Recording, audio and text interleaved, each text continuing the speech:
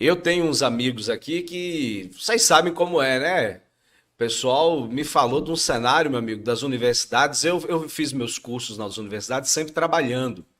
Então não tive muito o convívio do campus, esse convívio tão importante da integração social que se dá nas universidades. Mas eu fiquei horrorizado, rapaz. Vocês só fazem fumar maconha e organizar suruba nos campos das universidades, Yados.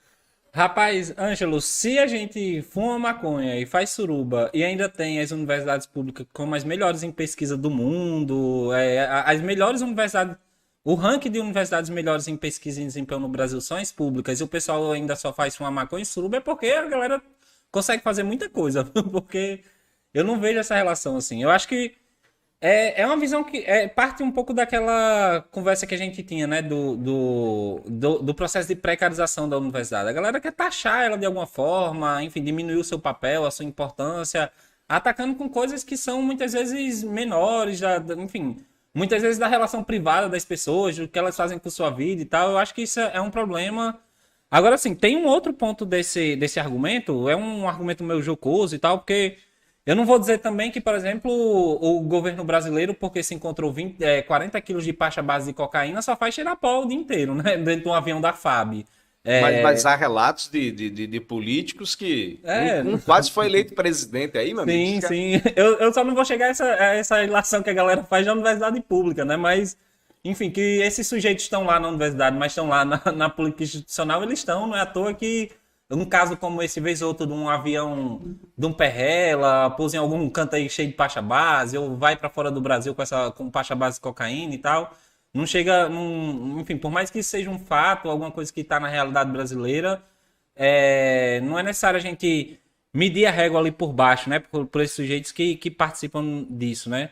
Mas tem um segundo ponto desse argumento que é muito parte do jocoso, do ataque ao institucional, que ele é muito prejudicial na sociedade de uma maneira mais geral, né? É nessa relação mesmo do consumo e uso de drogas e tal que a gente estigmatiza, banaliza e faz o mais perverso disso, que é o criminalizar, né? A gente tem um problema de saúde pública hoje, que é com o excesso de uso de substâncias, seja ela o cigarro, que é um problema, enfim, nosso, de muita gente e tal, seja ela bebida, seja ela maconha, cocaína, crack e tal, tudo isso são problemas que deviam ser tratados dentro da área da saúde, mas a gente usa hoje, dentro desse contexto conservador de sociedade e tal, para atacar justamente as pessoas mais pobres que se ficam vulneráveis nessas situações.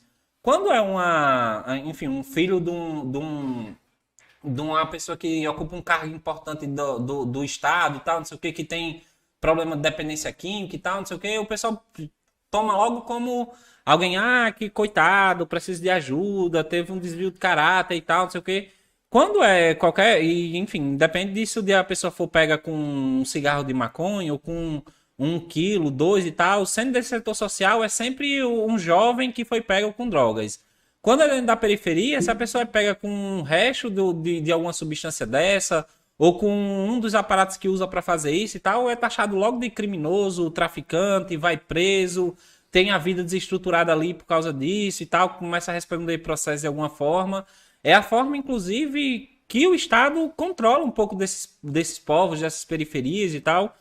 E é tão irreal que, por exemplo, a gente sabe que hoje uma das coisas mais lucrativas no Brasil é o crime organizado, enfim, a venda de entorpecentes, um negócio que é muito lucrativo hoje no Brasil, mas você não vê nenhum, por exemplo, avião pousando aqui em Mãe Luísa, lá no Mosquito, lá no Belo Horizonte, com Pacha Base. Você não vê ninguém dessas comunidades andando de helicóptero e tal, em grandes mansões, mas é lá que realmente circula o dinheiro desse povo, então não é nas universidades públicas.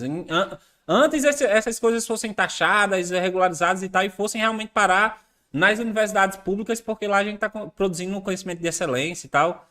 É muito interessante essa questão, porque, por exemplo,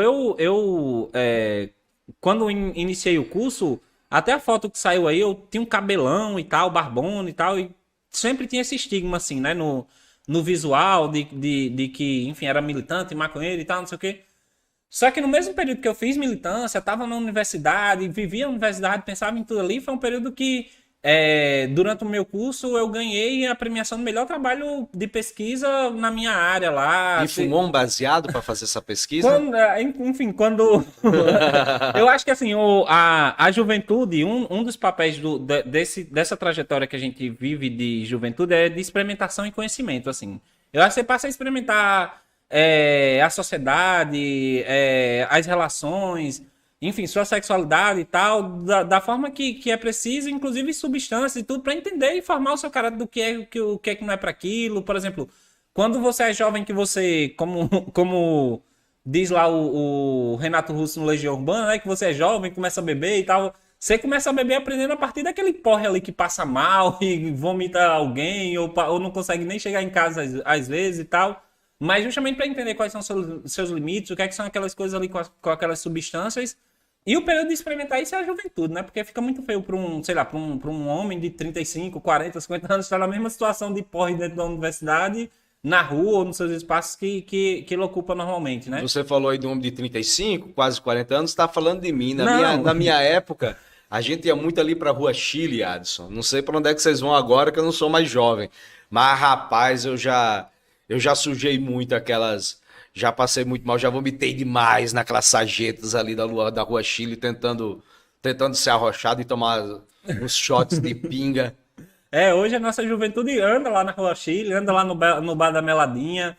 No tempo que eu tava lá em Mossoró, que a gente tinha uma efervescência maior dos movimentos sociais, a gente construiu o Beco dos Artistas e tal, que era justamente esse espaço para a juventude fazer cultura, fazer movimento, se relacionar, enfim, fazer suas experimentações e formar mesmo, pensar política, mas pensar sociedade, pensar seu dia a dia, pensar suas relações, formar caráter, formar, enfim, o que é que são essas coisas ali do dia a dia.